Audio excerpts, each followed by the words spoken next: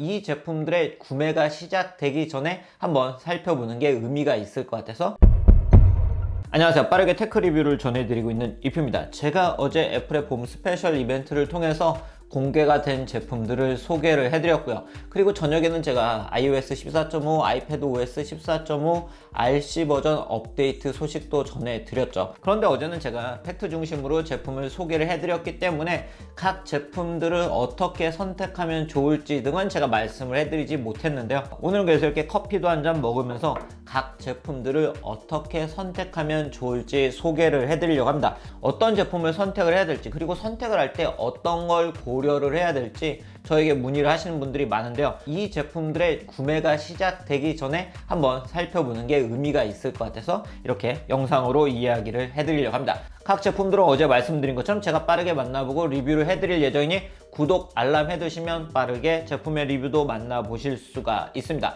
자, 첫 번째로 공개가 된 제품 바로 아이폰 12 미니 모델의 퍼플, 보라색 색상이죠. 제가 아이폰 11 모델을 사용할 때 바로 퍼플 색상을 사용을 했는데요. 그렇기 때문에 아이폰 12 시리즈에 이 색상이 출시가 되지 않은 점이 좀 아쉬웠는데 드디어 퍼플 색상이 출시가 되었습니다. 제가 아이폰 11 모델을 사용할 때도 이 퍼플 색상이 후면 글래스와 상당히 잘 어울리는 걸 느낄 수가 있었고, 그렇기 때문에 제가 퍼플 색상을 많은 분들에게 추천을 해드렸었는데요. 아이폰 12 모델과 12 미니 모델을 살펴보고 계신 분들은 저는 퍼플 색상을 추천을 드립니다. 고민하지 않으시고 퍼플 색상을 선택을 하셔도 괜찮을 것 같고요. 그리고 종종 이렇게 물어보시는 분들도 있어요. 남자도 괜찮나요? 이렇게 물어보시는 분들도 있는데 남성분들에게도 잘 어울리는 그런 색상이니까요. 걱정하지 않고 선택을 하셔도 될 것 같습니다. 자, 두 번째로 공개가 된 제품은 바로 에어태그였죠.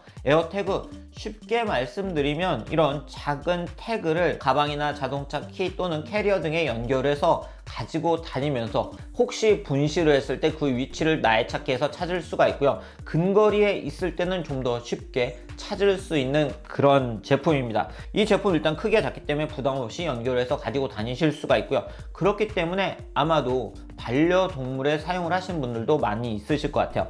특히 이 제품을 추천을 해드린 분들은 아이폰 11, 아이폰 12 시리즈를 사용을 하시는 분들인데요. 이 모델 등에는 U1 칩이 탑재가 되어 있기 때문에 보시는 것처럼 정밀 탐색 기능을 통해서 좀 더 쉽게 에어태그의 위치를 찾을 수가 있습니다. 가격 같은 경우에는 한 개 팩은 39,000원, 4개 팩은 129,000원에 출시가 되었는데요. 아무래도 이런 제품은 다양하게 연결을 해놓고 사용을 하는 게 좀 더 의미가 있을 수가 있기 때문에 4개 팩을 선택을 하시는 것도 괜찮을 것 같고요. 그리고 온라인으로 구매를 할 때는 무료 각인 서비스를 이용할 수 있기 때문에 제가 보기에는 에어태그는 특히 이런 각인 서비스를 이용을 하시는 것도 좋은 방법이지 않을까 싶습니다. 그리고 어제 에어태그가 발표가 되면서 에어태그 가죽 키링하고요, 가죽 루프, 그리고 루프가 함께 출시가 되었습니다. 그렇기 때문에 이 에어태그는 아무래도 연결을 해서 사용하는 디바이스이기 때문에 이런 액세서리들을 함께 구매를 해서 사용을 하시는 것도 좋은 방법이지 않을까 싶은데요.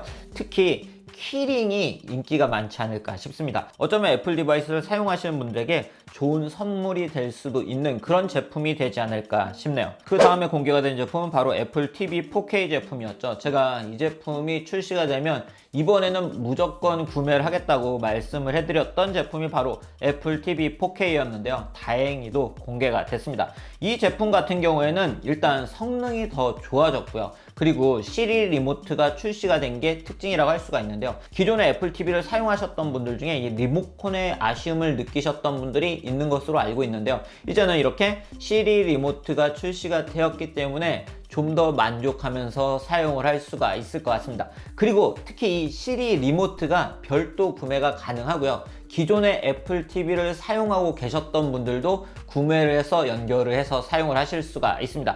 그렇기 때문에 기존의 애플 TV를 사용하고 계셨던 분들도 시리 리모트만 구매를 해서 사용을 하시는 것도 괜찮은 방법일 것 같고요.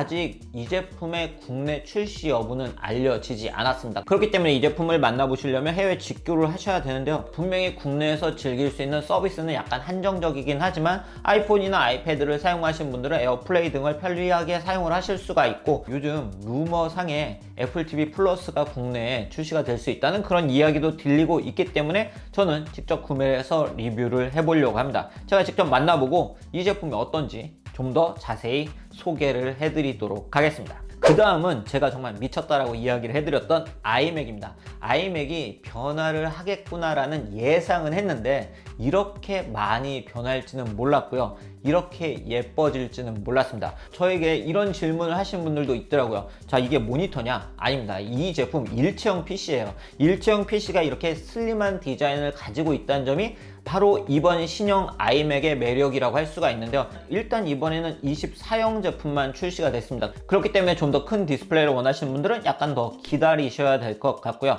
이런 아이맥 같은 경우는 가성비에서도 기존에도 좋은 평가를 받았는데요. 이제는 좀 더 업그레이드가 되었기 때문에 좀 더 좋은 가성비를 가지고 있는 모델이라고 이야기를 해드릴 수 있을 것 같습니다. 자, 아이맥을 선택을 할 때는 몇 가지 고려를 하셔야 되는 게 있는데요. 일단 이 제품이 옵션이 조금 다릅니다. 바로 8코어 CPU는 동일하고요. 그런데 7코어 GPU를 탑재한 모델과 8코어 GPU를 탑재한 모델 두 가지로 구분이 되고요. 그리고 저장 장치가 256GB 모델과 512GB 모델로 구분이 되기 때문에 본인에게 어떤 모델이 적합할지 선택을 하셔야 됩니다. 제가 맥북 에어 M1, 맥북 프로 M1 모델을 리뷰를 해드리면서도 좀 이야기를 해드렸던 부분인데요. 아무래도 GPU를 좀 많이 사용하는 앱들을 주로 사용하신 분들은 8코어 GPU가 탑재된 제품을 선택을 하시는 게 좀 더 좋은 선택이라고 할 수가 있고요.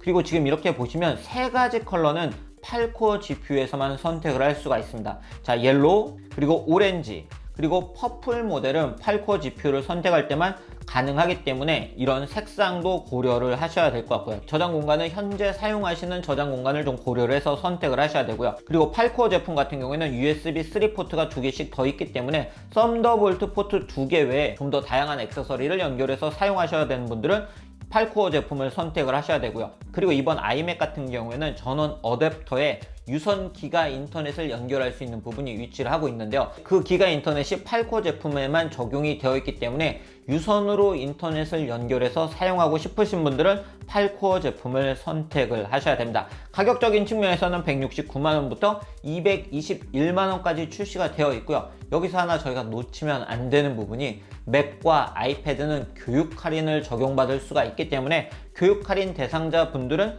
교육 할인으로 구매를 하시면 좀 더 저렴하게 구매를 하실 수가 있습니다. 램 같은 경우에는 8GB가 기본인데요. 제가 맥북 에어, 맥북 프로 M1 모델을 사용하면서 리뷰를 해드린 것처럼 M1이 워낙 성능이 좋기 때문에 8GB 램으로도 충분히 다양한 작업을 하실 수가 있습니다. 그렇지만 다다익림이죠. 좀 더 좋은 성능을 원하시는 분들은 램을 16GB로 업그레이드를 해서 사용을 하실 수가 있고요.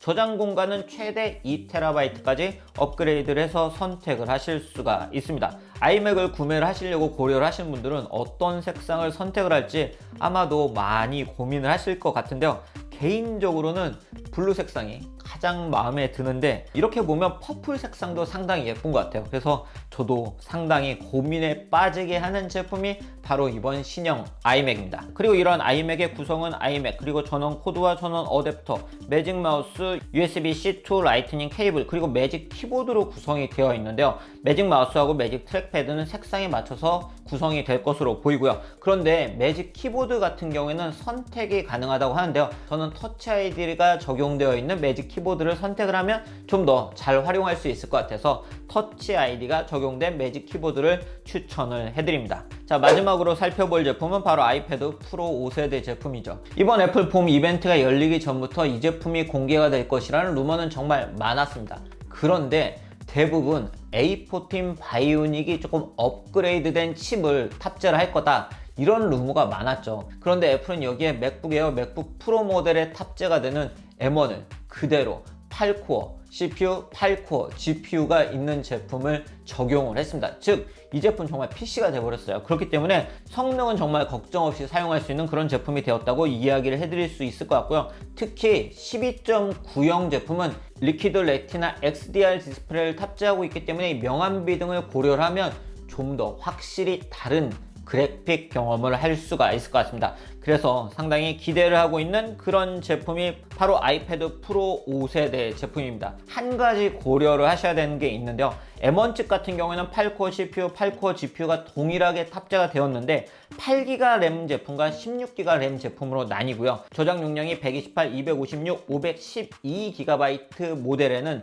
램이 8GB가 탑재가 되었고요. 저장 용량 1TB와 2TB에는 램이 16GB 램이 탑재가 되었습니다. 그렇기 때문에 좀 더 좋은 성능을 원하시는 분들은 1TB와 2TB 모델을 선택을 하시면 좀 더 좋은 성능으로 만나보실 수가 있습니다. 그리고 많은 분들이 원하셨던 썬더볼트 4도 탑재가 되었고 외부에서 사용할 때는 셀룰러 모델을 사용해서 5G로 사용을 하실 수도 있습니다. 아이패드를 사용하시는 분들에는 셀룰러 모델을 사용하시는 분들이 많죠. 아무래도 외부에 가지고 다니면서 공공 와이파이 같은 경우에는 보안 걱정도 있고 그렇다고 또 테더링을 계속 이용하기에는 좀 불편함이 있기 때문에 셀룰러 모델을 고민하시는 분들이 많은데요. 실제로 셀룰러 모델을 사용해 보면 확실히 편합니다. 그래서 셀룰러 모델을 고려를 해보시는 것도 좋은 방법이라고 이야기를 해드릴 수 있을 것 같네요. 물론 이렇게 원하는 걸 다 더하다 보면 아무래도 가격이 많이 올라가기 때문에 가격을 고려를 해서 선택을 하시면 좋을 것 같은데요. 기존에는 제가 크기에 맞춰서 선택하세요 라고 이야기를 많이 해드렸는데요.